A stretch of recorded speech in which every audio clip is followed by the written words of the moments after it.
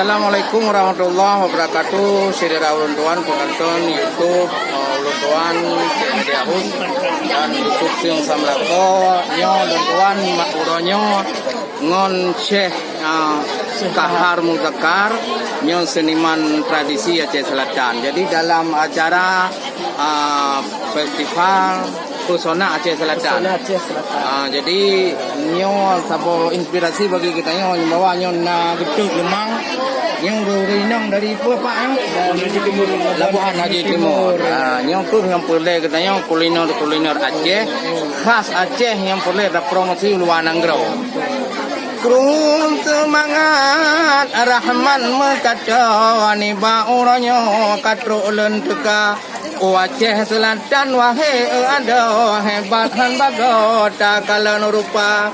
ba acara festival hebat han bago Pesona Aceh Selatannya luar biasa yang ubena kecamatan kagja kena kalan uranyo hebat lagoina nyo ibu-ibu hayu han bago walaupun katuha hayado lagi anu SMA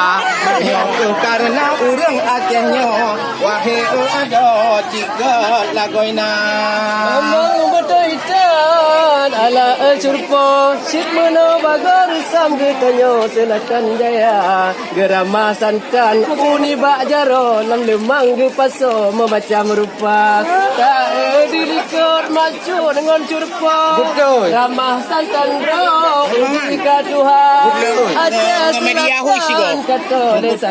daerah tanyo di te uluan wahai saudara lon yang nadi tino bahkan di luar negeri Bandung saudara nyo ke acara perleta pegawai budaya nanggro khasanah bangsa masalah telemang nyo garang han bagaw makanan gutanyo di Aceh Raya karena Aceh Selatan hebat han bagaw pariwisata di sini luar biasa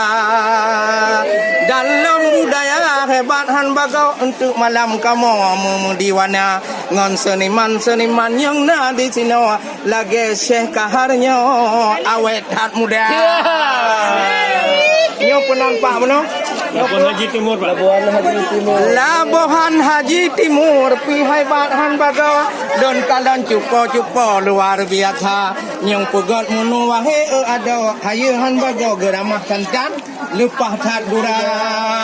nyo ko nyong punting rakan tinaro adat kita nyo perleta puga kuliner Aceh berehan bagawa pelom di sini megah tat pala tamong itu memang betul tersam getanyo atra getanyo buta tembina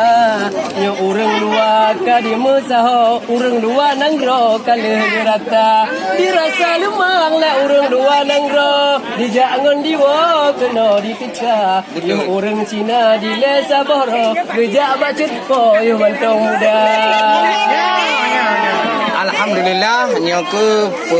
festival Pesona Aceh Selatan kamu kolaborasi untuk malam dengan seniman Aceh Selatan holian dengan anak muda dari Klut jadi berbagai macam kuliner Aceh perlu katanya sosialisasi kepada orang luar kekayaan khasanah budaya Aceh Selatan Barat Selatan daerah berbudaya nonton dari London. Wabillahi taufiq wal hidayah. Assalamualaikum warahmatullahi wabarakatuh.